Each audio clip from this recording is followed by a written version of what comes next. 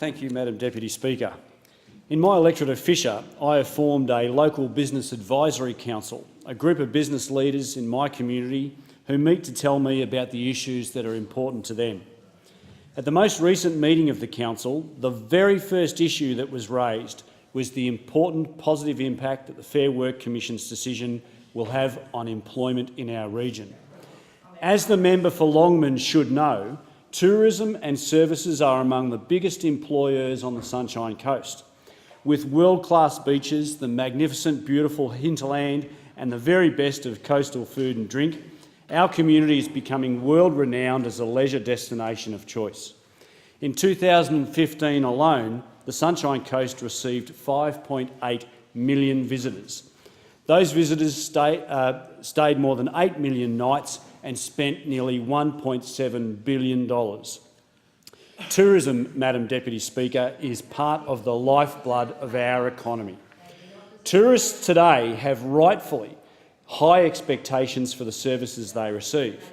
In particular, they expect to be able to enjoy the sights and experiences on offer 7 days a week, all year round. While they are out and about enjoying our beaches, our bush, our cultural sites, they expect to be able to stop in at any one of our fantastic coffee shops and restaurants. In Fisher, we live in a truly 7-day economy, but we live with a 5-day regulatory framework. Businesses in Fisher must open on Sundays, but consumer expectations dictate that they cannot charge a Sunday premium. If you run one of the very many independent family-owned food outlets in our community, you must pay your staff almost $30 an hour. That's a lot of coffees and sandwiches, Madam Deputy Speaker. The reality is that many businesses are forced to not open, even when they desperately want to. New jobs, new and longer shifts are being lost every Sunday for the people in my electorate because local businesses simply cannot afford to pay them. There is a sad irony to this motion being proposed by the member for Longman. Let's leave aside the fact that the Fair Work Commission inquiry was set up by the Leader of the Opposition and that its terms of reference and its members were chosen by him. In fact, they were hand-picked. The sad irony, Madam Deputy Speaker, is that the low-paid workers that Labor claim to represent in this motion, and in particular the women highlighted by the member for Longman, are among those most affected by the underemployment caused in part by these stratospheric penalty rates. Let's also not forget that many members opposite, including the Leader of the Opposition, negotiated enterprise bargaining agreements that reduced Sunday penalty rates far lower than the Fair Work Commission's decision was. If the motion is correct in saying that, quote, those affected are among our most industrially powerless, close quote, it's because they are represented by unions, which give their workers' rights away at the first sign of a benefit for themselves.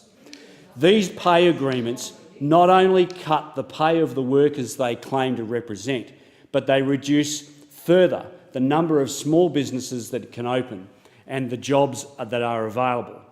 Because of these pay deals, a local bed and breakfast in my electorate must pay $10 an hour more than a multinational 5-star hotel. The local takeaway, $8 an hour more than McDonald's. It's no wonder that they cannot afford to open and offer more jobs to local people when the deck has been stacked against them by dodgy union deals made with the blessing of this dodgy Labor Party. There are more than 700,000 unemployed people in Australia. Many thousands more do not get as many hours as they want. Those are the workers we should be thinking of, Madam Deputy Speaker. They are not receiving double time on a Sunday as many on penalty rates are. They are receiving nothing, nada, zero, zip, because the companies can't afford to open their doors. It's sad that those opposite just can't understand this reality. When will you wake up to yourselves?